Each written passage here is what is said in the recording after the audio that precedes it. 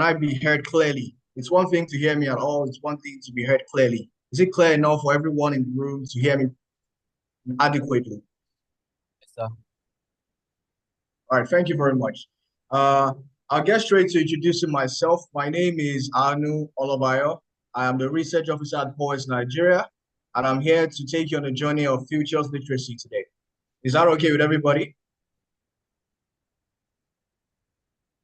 Yes, sir.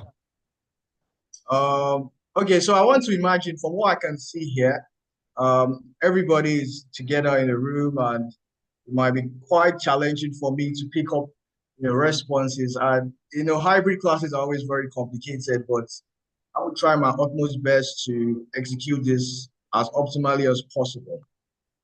So let's get straight to the number one bone of contention is the pre-assessment forms. So I was informed by the organizer that I'm expecting a minimum of 30 pre-assessment responses. And according to what I have so far, I don't have anything near 30. I think I'm just halfway there. So this is a last call. Please, I implore you to please fill out the pre-assessment forms for the next couple of minutes. If you have not filled it out already, it doesn't take you more than about 3, 4 minutes to get it done. So this gives a little bit of time for us to fill out the pre-assessment forms.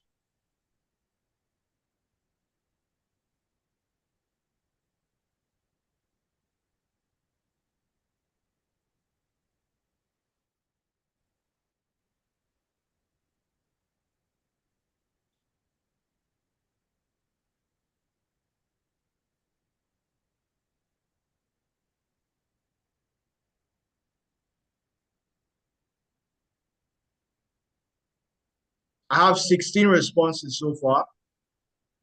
Is it only 16 people that are going to be here today?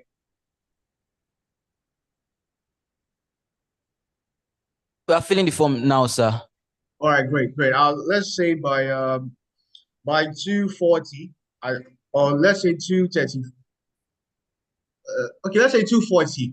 I believe enough people should have filled the form because it's important before getting into the class.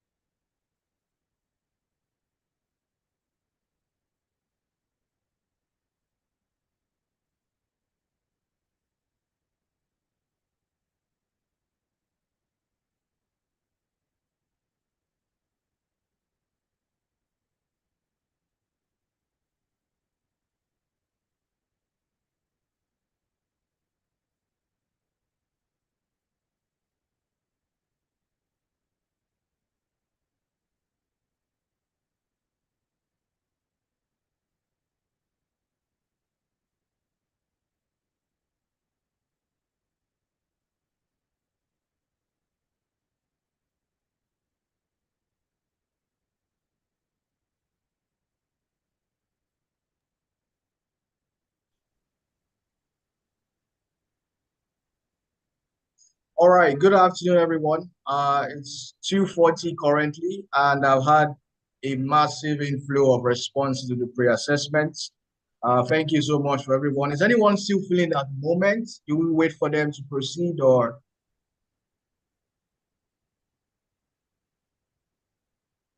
Proceed, sir. All right, thank you very much. All right, so we get straight to it. Futures literacy. I'm aware of the current condition I'm going through this class. So that means it's going to be quite complicated to draw interactions from the class, which is what I always love to do because I don't want this to be a one-sided, scenario. Uh, I don't know who is currently in charge of the microphone and the video over there. Can you guarantee me any form of interaction from this class?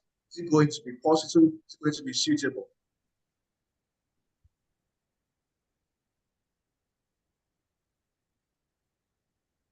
Yes, sir. Or you trust you can pass around the device you're using for this and allow them to communicate? Yes, sir. I'm sure. All right, thank you. Thank you very much. You must be Victor, is it? No, I'm Joshua. Well, Joshua. Nice to meet you, Joshua. All right. Nice to meet So, you. all right. Thank you. Thank you. Nice to meet you. Likewise. All right. So we get straight to futures literacy. So, Joshua, hearing futures literacy, what comes to your mind? Do you have any ideas? Okay, when it comes to futures, from where I'm coming from, it's talking about something to do with the financial market. Hey, I see. That's interesting. Financial market. Is there anybody next to you you could pass the device to? I want to hear their opinion. It may vary or if it's similar. And yes, future. And yes, future. And yes, yes, future. And just say futures.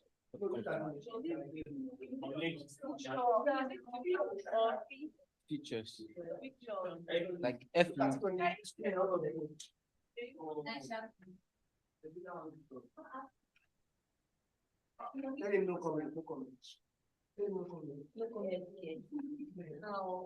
Joshua, do No you have one. any volunteers? No, Nobody's no. willing. Yes, sir. Impossible. Impossible. That's not possible. That's not Okay, sir. possible. Somebody is volunteering to say something. You know what? You know what? Don't worry about that anymore. You know what's going to happen? I don't know how many people are in class right now.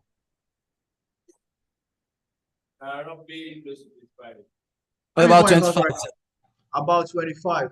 Fantastic. All right. So I expect that it's a rather interactive class. It's nothing too complicated in terms of the subject. It's best when the knowledge is being shared around and gathered. All right. So we're going to do a little bit of an exercise, an icebreaker to start the class.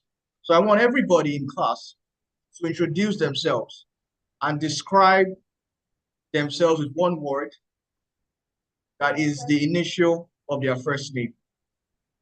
So let me give you guys an example. All right. My name is Anu Olabayo. I work at Poise, Nigeria. And if I was to describe myself with one word that is the initial of my first name, it would be adventurous. So I want 25 people to do the exact same thing. Joshua, can you promise me this? Yes, sir.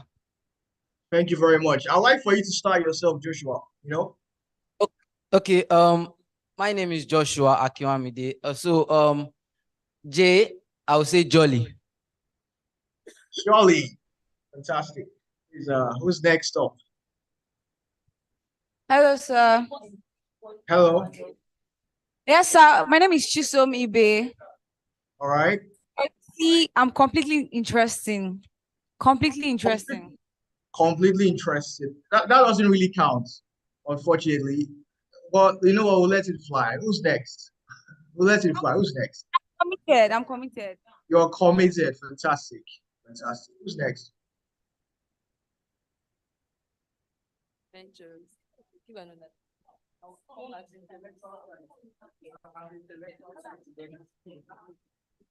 Lydia, loving. Love it. Fantastic. Adiola, A for audacious. Oh, wow. Interesting. Samuel, sophisticated. Great. Samson, smart. Smart. Love it. Temitope, talented. Amazing. I believe you.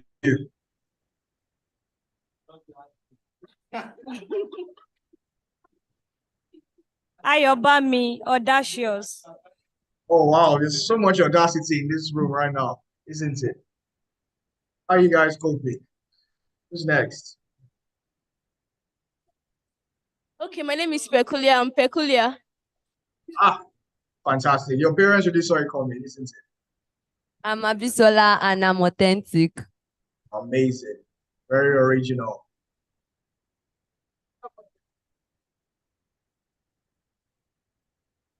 Ebenezer, Uh, exceptional. Exceptional. Very different. I love it. I'm Pelumi, so I'm phenomenal. Phenomenal. Lovely. Lovely. I'm Paul. I'm prophetic. Oh, wow. That's perfect for this class, isn't it? We're talking about futures literacy. We're talking about the future, and there's someone who's a prophet here. Amazing. Ayomide, Ayomide, attentive. Attentive. I'm going to really need that in this class today. So thank you. Moyoluwa, marvelously made. Wow. That's a lot. Yeah, Livingstone, long lasting. Wow. Forever, isn't it? Tumishi, transformed. Transformed by what though? What transformed you? I'm praise, persistive.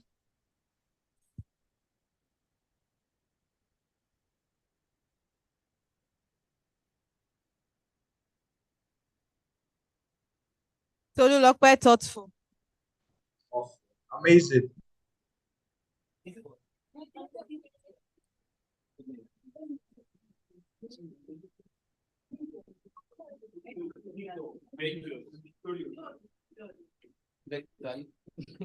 Victor, victorious. Ideal. Very ideal. Yes, sir. That's all, sir. That's Okay. fantastic. There's one more person. Sir, there's one more person. There's one more person. All right. Joshua, I'm jocular. Jocular. Fantastic. Fantastic. So we have two Joshuas, isn't it? A couple Ios. That's great. Thank you so much, Joshua. Thank you so much. Okay, one more person. All One right. more person. One more person. All right. I'm Tuvia. I'm tenacious. Okay. That is fantastic. That is fantastic. So I've heard you guys use all sorts of adjectives, very interesting adjectives to describe yourselves, which is amazing. I've not heard anything that's not good to hear. So I'm very happy about that. But in terms of describing things, if there's one thing I want us to be able to describe at the end of this class is our future, which is what futures literacy is all about. All right. So we're going to get straight into it. But there's one thing that stuck into my mind. So who's Ayobami once again? Joshua, could you pass the microphone to Ayobami?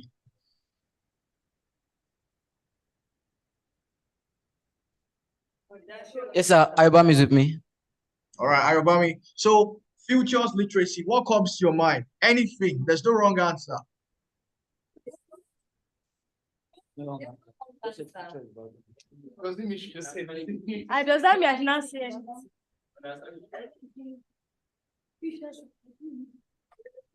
Anything. Okay, so someone in the yellow is waving their hand. Do you intend to answer the question? Please, Joshua, please give her the floor, please. Thank you. Yes, sir. What's your name again? I'm Phenomenal Kwelumi. Oh, wow. Fantastic. Phenomenal, rather. All right, please. Pelumi, I'm expecting a very phenomenal response from you. So please give it a shot. Literacy, like a knowledge and understanding for a day or like a future, like something that is yet to come, like Okay. All right. an experience. Knowledge of the future, isn't it? Fantastic. Does anybody want to give it a try?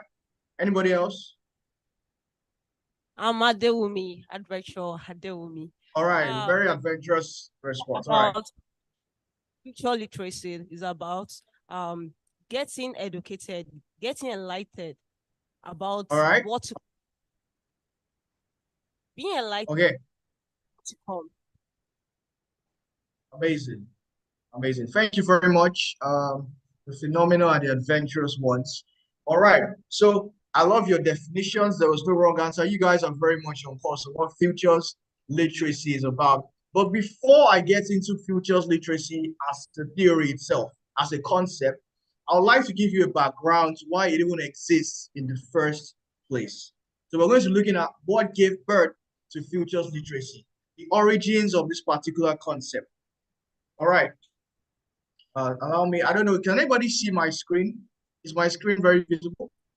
Yes, sir, we can see your screen. Fantastic.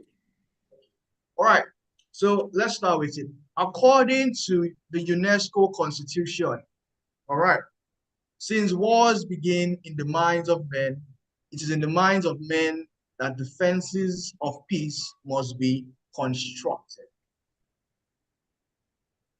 I want us to take that in. You know, you can have a little read about that. Just, you know, read what comes to mind.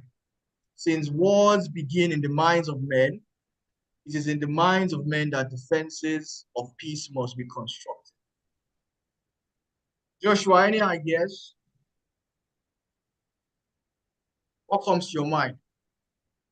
Come again, sir.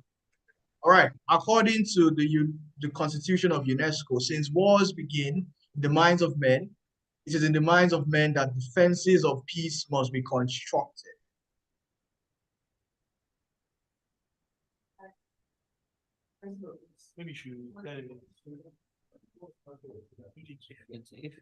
Okay, let me read it out to everyone.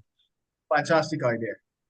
Yeah, so according to the UNESCO Constitution, since wars began in the minds of men, it is in the minds of men that the defenses of peace must be constructed. Fantastic. Does anybody have anything that has been manifested to them from that? Any ideas? I see a hand just go up. Or am I hallucinating? All right, Joshua, I'd love if you help me farm these interactions. Anybody with their hand up, you could take turns to give their responses. Good afternoon, sir. Good afternoon. From my own point of view, I feel like if an human can conceive of evil, he can also if an human can conceive of the cause of evil, he himself can also conceive of the solution to it. Fantastic. I agree with you 100%. Thank you so much. Anybody else? Okay, so from my own perspective, everything that is happening in this world today actually started from the human mind. So if it is either good or evil, it starts with your imagination and what exactly is on your mind, then you play it out. So if it is war, then it started with somebody and then a group of people extending it to wherever it is. And if it is peace to the same thing, it starts from the mind. Fantastic. Anybody else?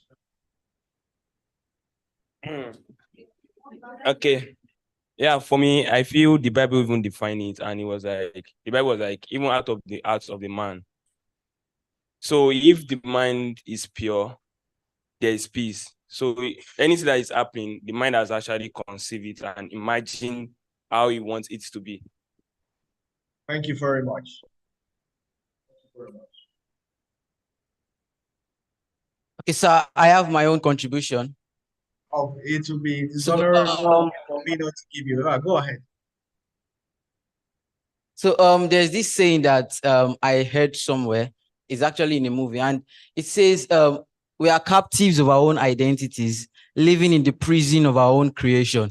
It's simply saying that it is what we create that captures us or that keeps us confined. Right. Fantastic, Joshua. All right. So thank you all so much for your contributions. You're all absolutely spot on with your interpretation of this statement from the UNESCO's constitution. And before we move on to the next part, how many of us are familiar with UNESCO itself as an entity, what it does? Anybody have an idea of UNESCO? A subset of the United Nations. Anybody want to give it a shot?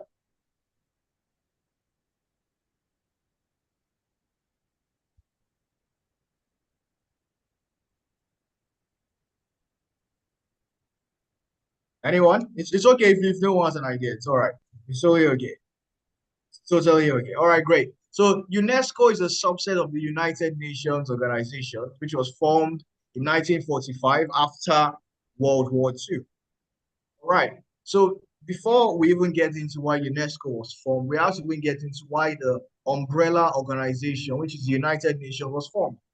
The United Nations was formed because it was to be replacing the League of Nations, which was the previous body that was in place to stop wars and, keep world peace.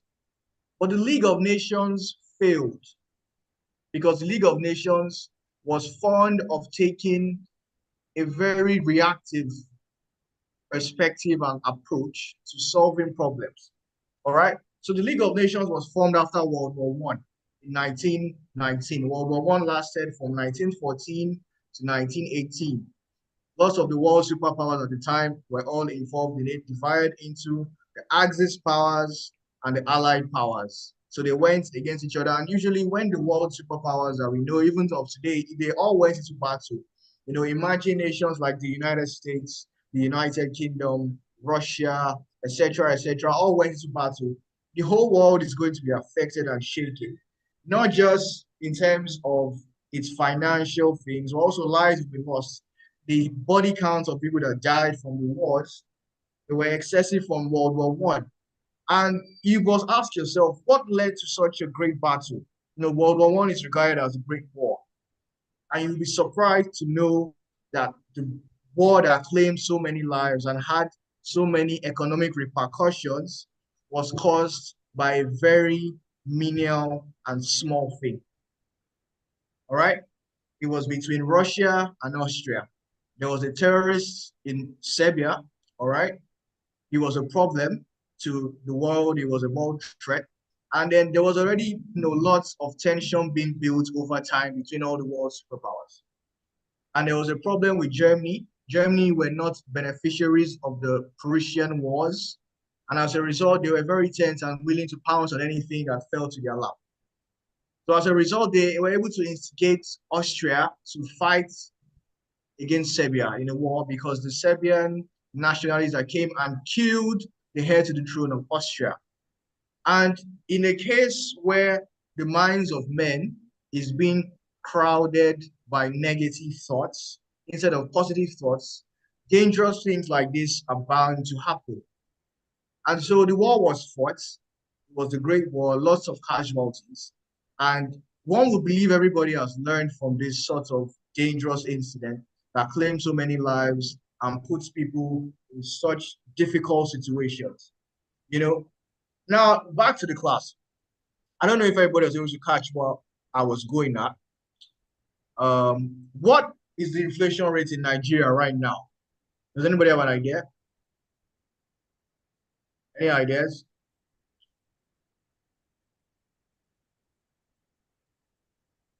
Any? Done? All right, fantastic. I think it's about 27% as of November 2023, which we all admit. I think anybody here will agree with me that currently Nigeria is a very difficult place to live in. The prices of things keep on skyrocketing every single day. Does everybody agree with that? Yes, sir. Yes, sir. Fantastic. So you can imagine how bad things are. A loaf of bread is going for what? 1,000 naira to 1,005, depending on the location or the bread itself, even more. And everybody's complaining, isn't it? Right? So now I want to take you guys back to around 1920 in Germany. All right. A loaf of bread, could anybody guess how much it went for in their own currency? Anybody, just give me a guess. Anybody, feel free, any number. Joshua, I'll need you to be very mobile at the moment. And anybody wants to give it a try? 1,200 euros. Did you say 1,200 euros? Yes. All right, great. Anybody else? Something else? Anybody A else? loaf of bread. A loaf of bread, just one loaf of bread in Germany, 1920. 5 euros. 5 euros. Amazing. Euros. Like no shillings, like 500 euros. 500 euros. Wow. Oh, money. 1 euro. 1 euro. 1 euro. Wow. That's quite cheap. 100 euros. 100 euros. That's a lot. That's a lot of money. All right, that's great, Joshua. That's great. Any more guesses?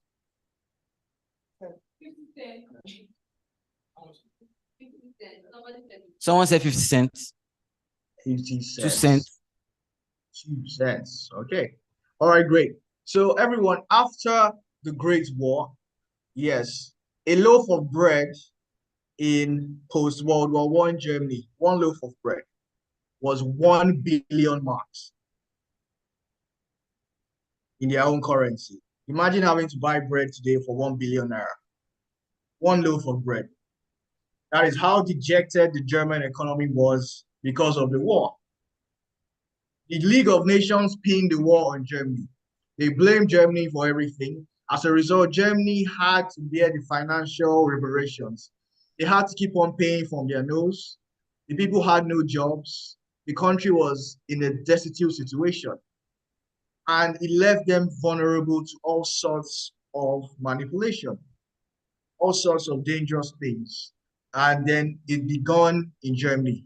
Internally, little by little, they began to blame the Jewish people, for them losing, because Germany was such a powerful country in the First World War. They even believed they were going to go on and win. But unfortunately, they surrendered in 1918, November 11, because their leaders told them to surrender because they didn't see making any sense going on into war. And so after all the years had gone by and Germany was in a terrible place financially, it was really horrible. People were dying of all sorts of diseases. And then things started to creep into their mind. And that's where the rise of the Nazi party and Adolf Hitler, etc., etc. I don't want to take you guys to the history class of things, but where I'm driving at is they were in a tight situation and terrible place.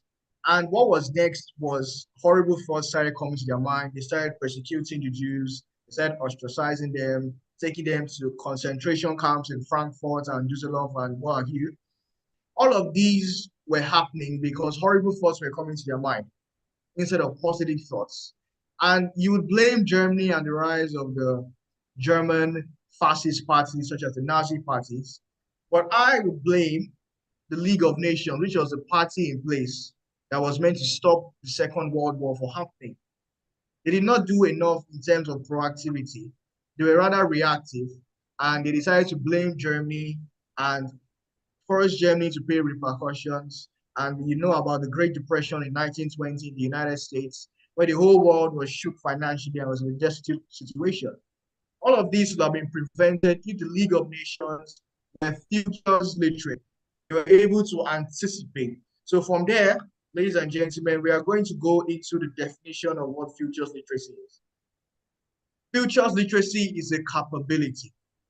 It's like some of you here that may be software developers, some of you here that may be UI, UX designers, some of you here that may be product managers, project managers, and what have you.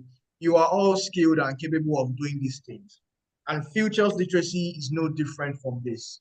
Futures literacy, according to what I have here, it is a skill that allows people to better understand the role of the future in what they see and what they do.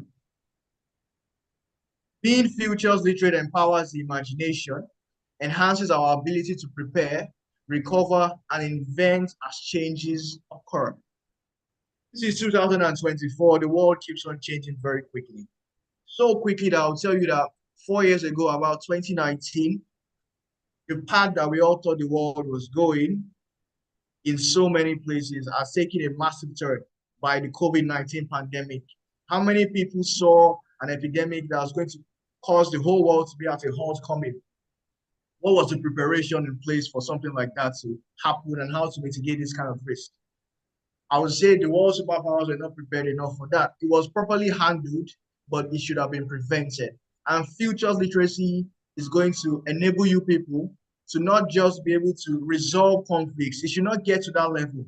On the contrary, you should be able to, reduce crisis at its initial stages.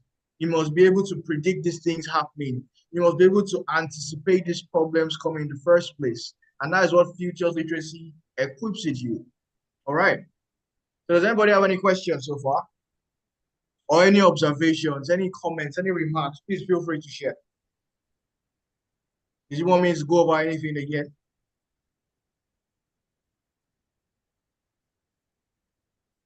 No, sir. All clear, sir. All right, fantastic.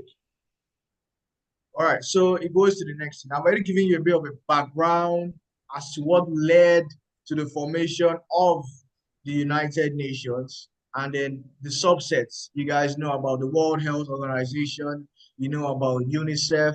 UNESCO is one of these bodies under the United Nations, which is tasked with putting in place several things to maintain world peace. It is believed that the World Health Organization, which stands to offer relief to lots of countries who are in terrible situations, these are the ways of pushing forward ideas of peace to people. UNICEF is in charge of, dealing with children and etc., etc. We have the International Monetary Fund, which provides financial relief to countries who are in terrible conditions. And then you have UNESCO. UNESCO is focused on knowledge. And that is why it takes us back to the initial quotes from their constitution, which is, since wars begin in the minds of men, it is in the minds of men that defenses of peace must be constructed. So UNESCO deals with enriching us mentally. They have several things in place to enrich you mentally because they believe that an idle mind, like they say commonly, is what?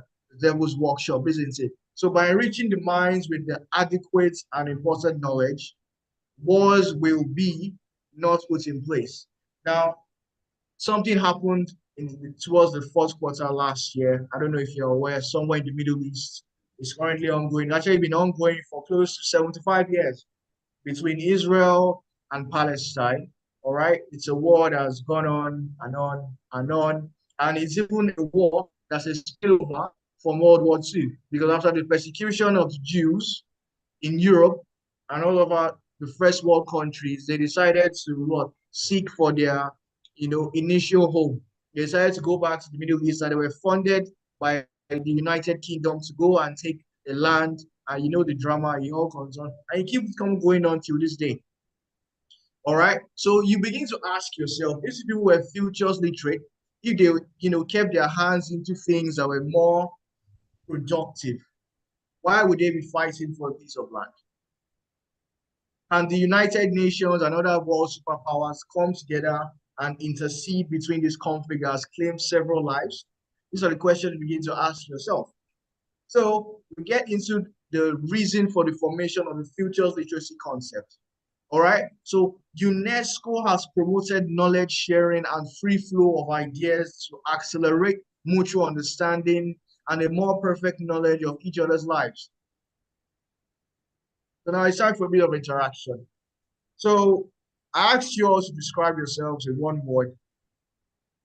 Now I want to reverse this. So I want you guys to introduce other people to us and describe them with one word. That's the next exercise for today. So, Joshua, just like you did initially. You're right. We should describe any other person in this room with a word. You know what? To make it make more sense, I would say you describe the person to your nearest right with one word. That makes a lot of sense. The person to your nearest right.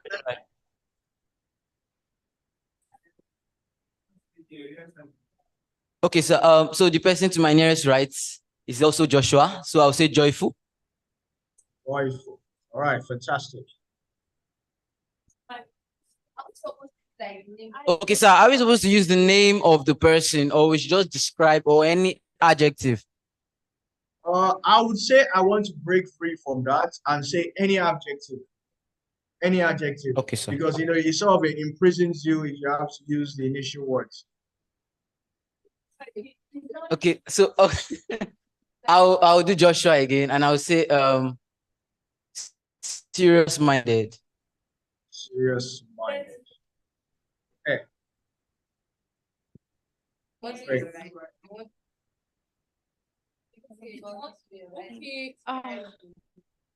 Okay. Joshua is actually a very good leader. Yeah, he's a very good leader. All right. Like this now. Okay. So Pelumi she's phenomenal. Oh, very original. Wow, I've never heard that before. Oh, that's yeah, I know describing. Yeah, it's perfect. Yes, not you're right.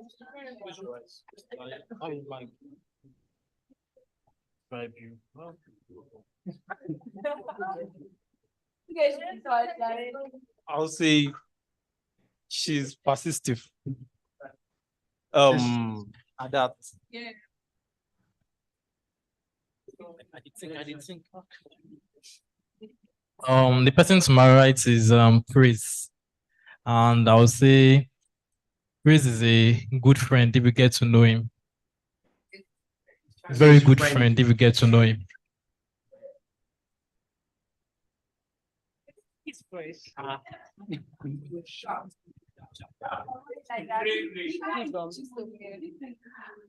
The person beside me is she's if I'm to describe her, she's intelligent and creative. Merci beaucoup, madam. Okay, the person to my right is Moyoluwa. Miss Moyoluwa. Oh, Miss Moyoluwa is exceptional. She's an exceptional leader. Let me put it there. There's so many leaders in this class. How is that working out?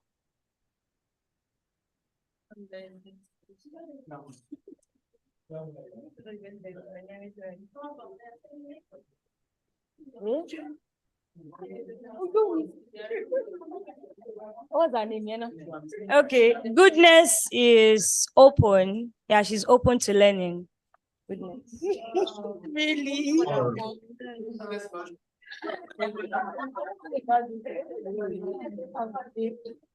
Okay, Ayomide is calm and friendly. Okay.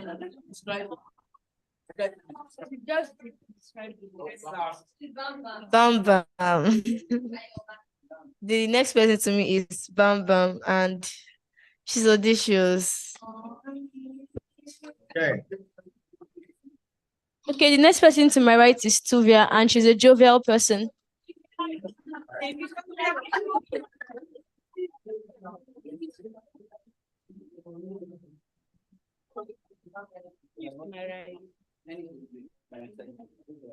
don't know what to say.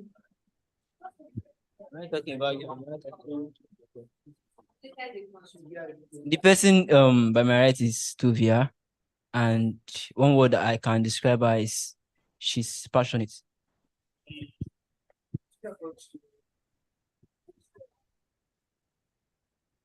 The person beside me is Ebenezer. I would say Ebenezer is creative.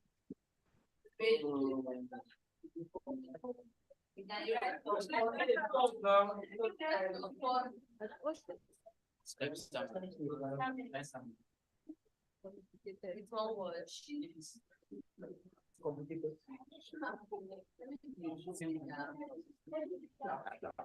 Samuel. Samuel is a great leader.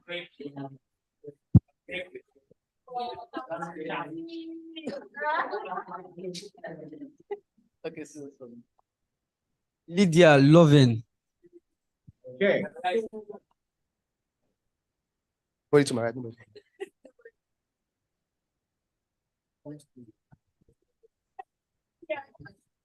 I see. By your right.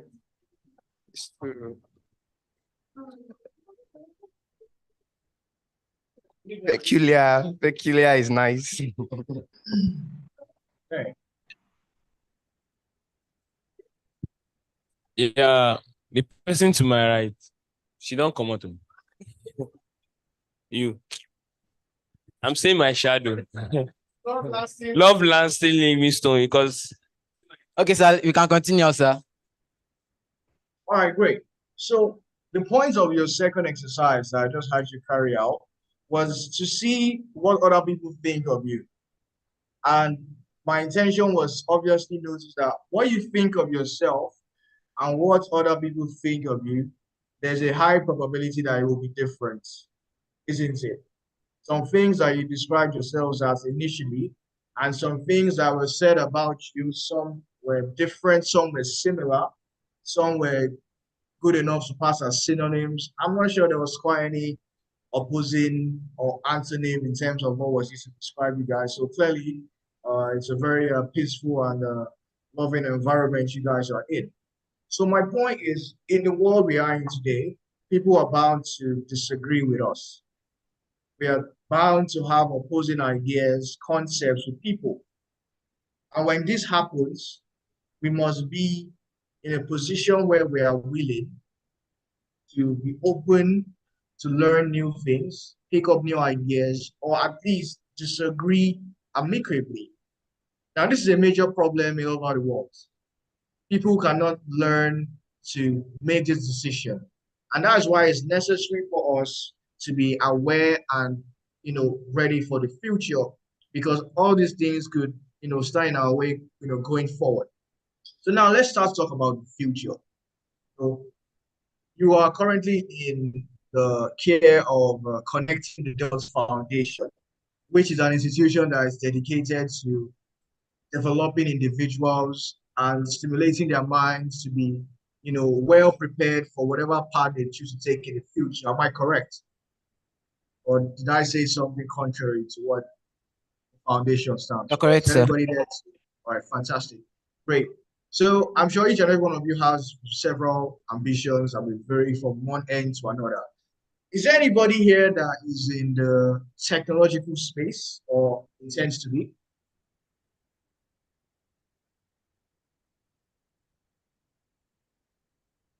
Anyone? Yes, sir, we have someone in that space.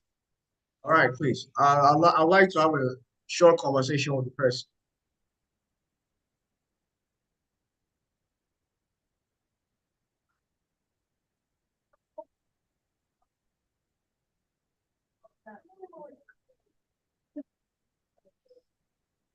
Yes, sir, I'm here with her.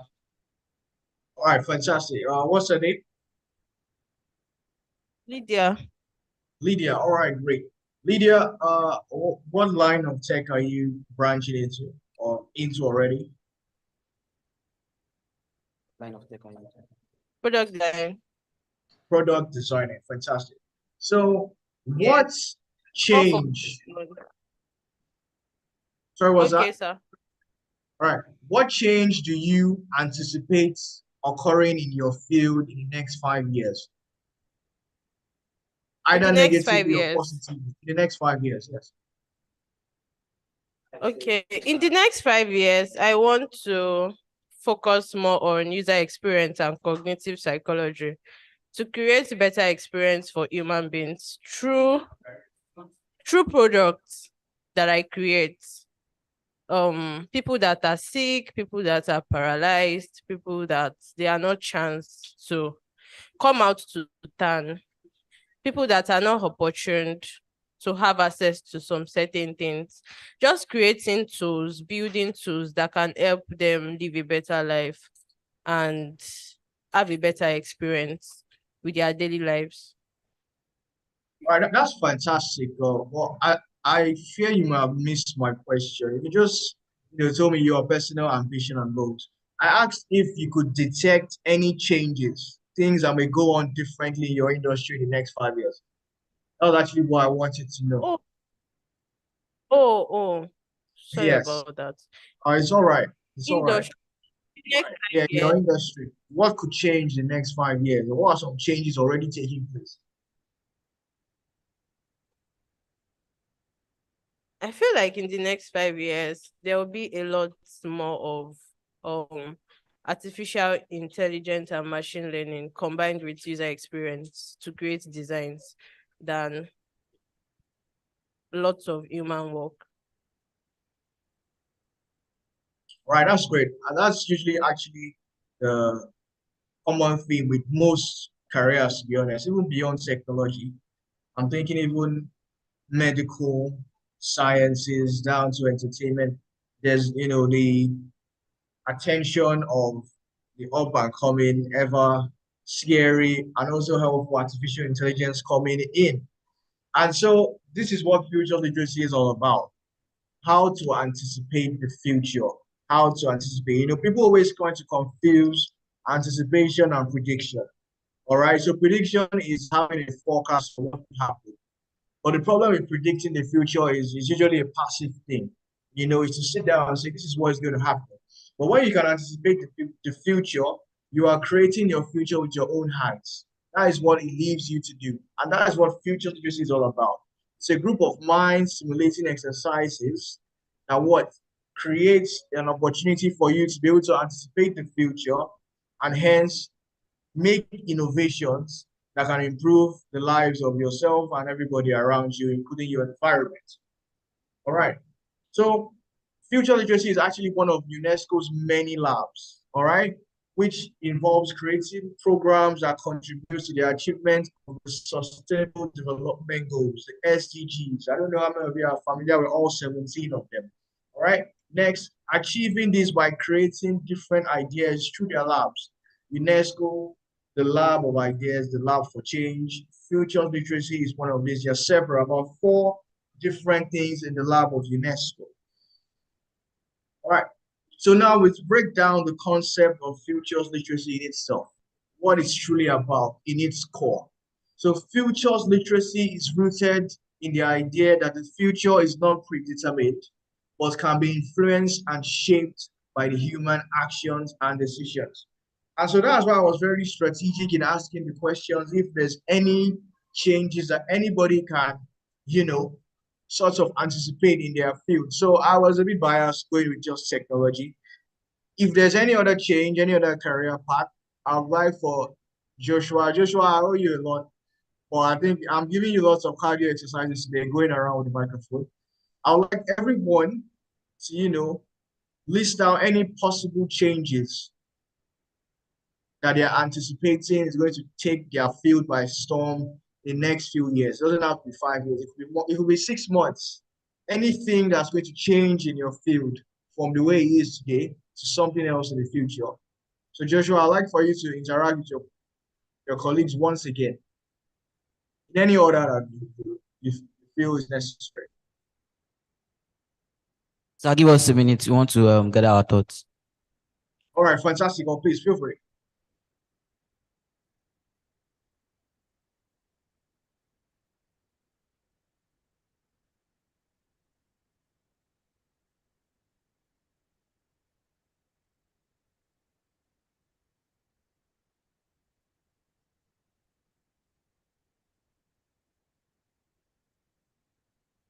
So we're having like a united answer here. What do you mean? No, I mean I want you to be individual, not a united answer.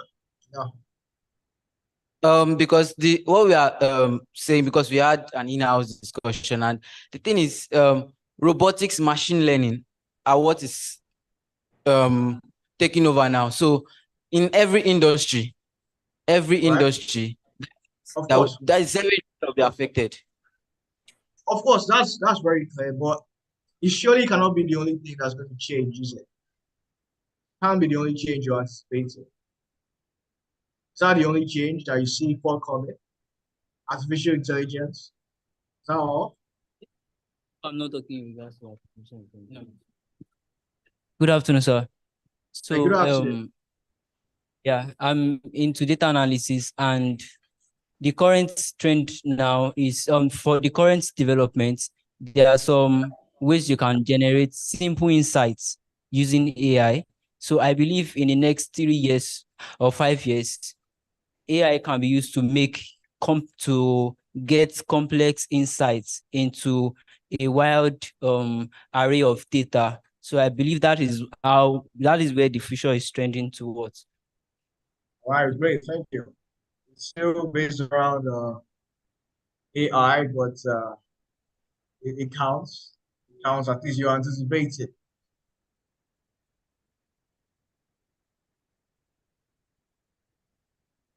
Any other?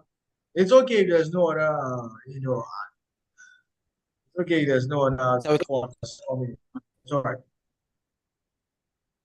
All right, great. So there's one thing to anticipate, and then the question is, what do you do with what you've anticipated? It's like, let me take you guys to another realm. Let's look at combat sports, boxing, the most famous of them all.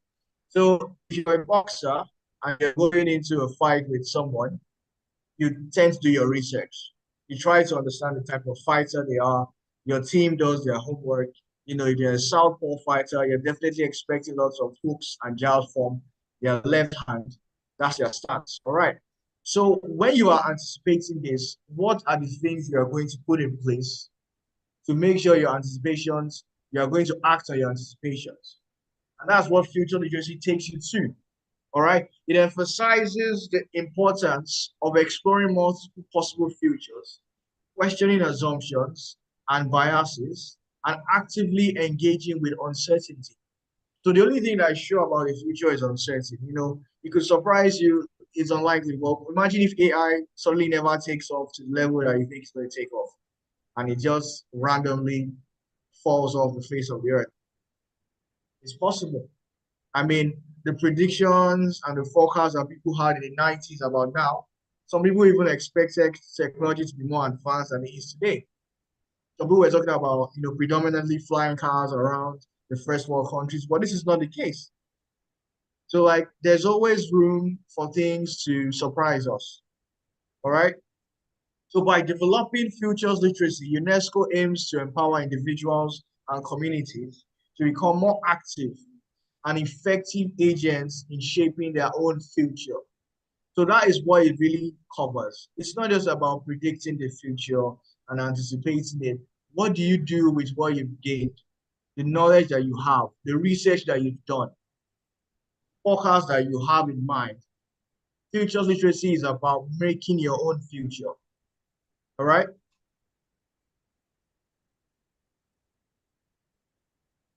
So now we move into why UNESCO was so paramount about this future literacy as a concept in itself, all right? It was created as a response to the evolving challenges and uncertainties of the future. The world is undergoing rapid changes in various domains, including technology, economy, environment, and society. Traditional forms of literacy alone, such as irregular reading and writing, are not sufficient to navigate these complexities. It's not good enough anymore. All right. So therefore, UNESCO recognized the need to develop a new kind of literacy that would empower individuals and societies to understand and shape their futures effectively.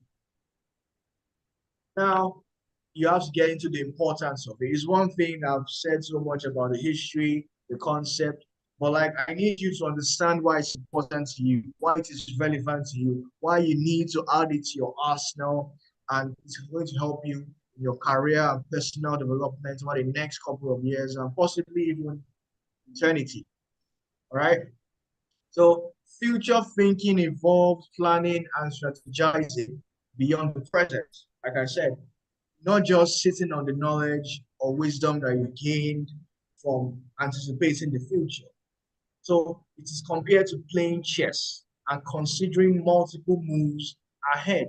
All right, so you're anticipating that machine learning is going to be affected, product design is going to be affected, the data science space is going to be affected. So the question now is, what are you doing about these possible changes? What things are you putting in place so that you don't become challenged? You know, one of the biggest fears with artificial intelligence is that it's going to affect job markets. People are going to be out of jobs because they feel that what? The AI is going to come and take all the jobs. Nobody needs to do anything in it. Does anybody agree with this sentiment, or is anybody different from this?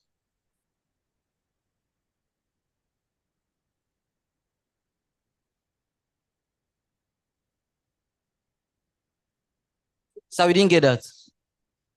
There's a common sentiment that in the years to come, artificial intelligence is going to take people's jobs. There's going to be less room for employment because the AI is going to be able to do absolutely everything you can do.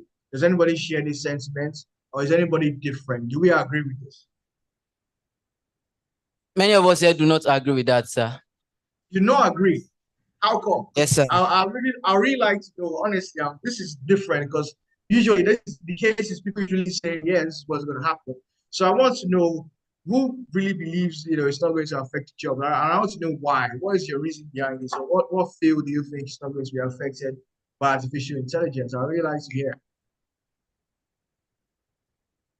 Maybe in years to come, AI can help with the process of getting the works done, but not taking jobs of everybody. I feel like it now comes to, what do you do? What value do you add to the environment and society? For me personally, I want to create products.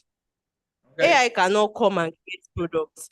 AI cannot travel to understand the culture of the people AI wants to create products for. The things you learn from having conversations with people, maybe AI knows the history, but AI don't actually know how humans feel, like the real feeling of human beings. There is something they call testing. If I'm testing a product, AI can tell me it is good, and real human being tests the product and it's not working for them. So maybe it depends on what you're doing, the service you are rendering, and how you are actually planning to impact human lives. All right, thank you very much. Thank you very much. Someone wants to add to that, sir. All right, of course, please feel free. AI can human reasoning and creativity cannot be replaced by machine. There's like AI can just only help. Our creativity, we are powerful. So even if they can, AI cannot be replaced with human. Human creativity and human reasoning cannot be replaced with machine. It can only help. It can't. So there's a place for AI. There's also a place for human being. Very passionate. All right, anybody else?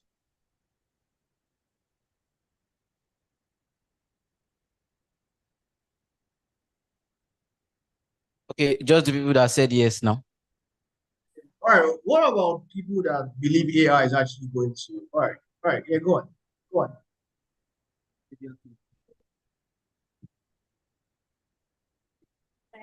Yes. No. Come on, give us something. Give us something. Good afternoon, sir. I believe there are some jobs that in the next 5 years can be taken over by AI, because I know some jobs, I can't really remember them, that before you employ people to help you. Okay, for instance, now if you want to like draw foundation of a house or something, you can literally hire someone to help you map everything, draw it, and do that. But nowadays you can easily just, like how will I say it, and just place it. There are apps now that do things like that, and also I've heard of AI's websites that you can just put things there and they'll give you exactly the same thing that someone else can do. and which I don't know, like in the next 5 years. All right, thank you very much. Anybody else? Yes, sir. Are you done? If you're not done, please go on. So for me, I would say basically not all jobs can be taken over by AI, but a lot of jobs will definitely be taken over by AI, and it's happening before our eyes. You know, initially, by I'm a website designer, and sometimes last year I came across an AI that designs a website for you from A to Z. What you just need to do is to give the right prompt and give your content. Now, by default, if this is worked on, although there are a lot of errors and all of that, but if this is worked on for, I believe with time, you may not need website designers anymore, because the more, or the thing is, in this AI, whatever, they just need someone to start it. At some point, ChatGPT was the only crazy content generating AI. But as of today, you can't tell how many AI are there that generate content for you. Some are even better. There is Copilot, there is Bing. There are a lot of them now doing same thing, even doing it better. So if we are looking at the current AI on ground and we're saying it's most likely, I mean, robots are everywhere now, delivering orders and stuff. Delivery men are losing their jobs outside of this place. So I feel basically not all jobs, like she said, product design. Well, we don't know if they can do something about that in time. But currently, not all jobs, but a lot of jobs are going to be taken over by AI. Thank you very much, Joshua. Thank you very much. Anybody else? Well, that's all. Okay, AI might take some jobs, but I don't feel to take those jobs fully. Okay. It can't take those jobs fully. We still need humans to complete it, to touch it out. Many things are still like in test phase. They are not really perfect. And we are the ones that make it perfect. And if it takes some job, it also creates more job. Like I've heard of prompt engineers now, those that they work on how to give prompts to this AI. So that can be like another road that is open to humans. So if some are closed, many will be open. But I don't think those are closed are fully closed. We still need humans that will still perfect it. All right, thank you very much. Yeah.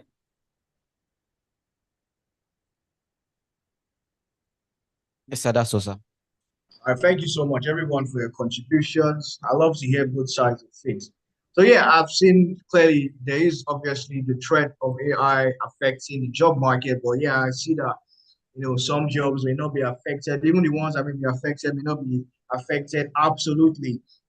But definitely, there's definitely a force that's going to affect the market.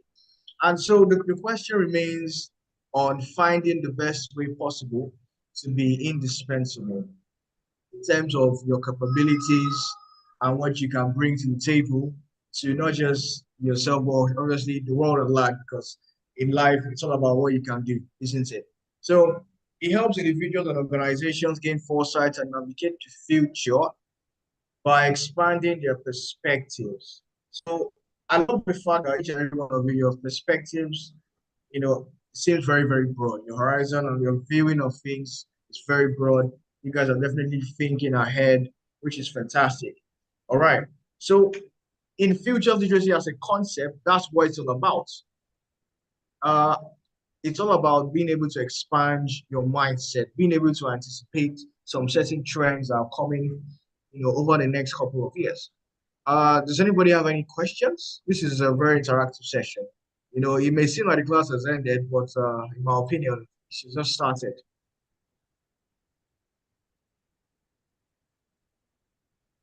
Any questions? Surely they ask me questions.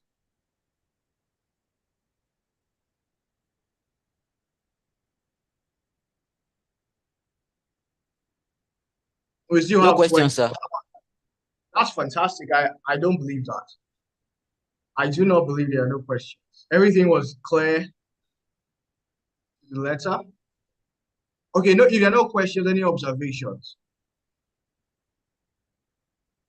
Okay, sir. I would just like to say, it's still Joshua, your All right. your M. Thank you very much. Ever loyal. I'd like to say, it is down to we humans to evolve, because you just can't stay in one place, because the world is moving so fast, and we have to move as fast or even faster than the way it's moving. Otherwise, you'll be left behind, and you just get to know that what you know or what you think you know is obsolete. Fantastic. I agree with you 100%. Yeah, we also have someone with another observation. Right. A question. Sorry, it's a question. All right. Amazing. So, hello. So, before Joshua made that observation, I wanted to ask, you mentioned that you have to be indispensable. So, has someone in a career or a business, how do you navigate future thinking with being indispensable? All right. Thank you very much for that question. All right. So futures literacy has so many, pillars. All right. There are about 6 pillars of futures literacy. If you go in deep to futures literacy as a concept, and there are so many tools as well that can be used for futures literacy. So I'll say, if you want to be able to be indispensable, you have to make use of a futures literacy tool that is called backcasting. All right. So backcasting is a futures literacy tool that falls under the anticipatory pillar. All right. Futures literacy has several anticipatory pillars. There's anticipation, there's timing, there's mapping, and etc. etc. So you have to be under the anticipatory pillar and make use of something like backcasting. So backcasting is basically being able to project your mind into the future, and then you start finding your way back to the present. That's what it's about. It's a mind simulating exercise that I really hope at some other time you may be able to experience. Future literacy is not a theoretical concept, it's a very practical concept in itself. It's a very green field. There are lots of tools that you need to use to stimulate your mind, to be able to be creative, to be able to be anticipatory. So you have to make use of a tool like backcasting if you want to find a way to be indispensable to your brand. You have to find a way to be different, and stand out especially. So backcasting is going to be extremely essential. You can do a little bit of research, but I really hope that Poise Nigeria and Connecting the Dots can have another collaboration and where you can, try out some of this future literacy too. Any other question?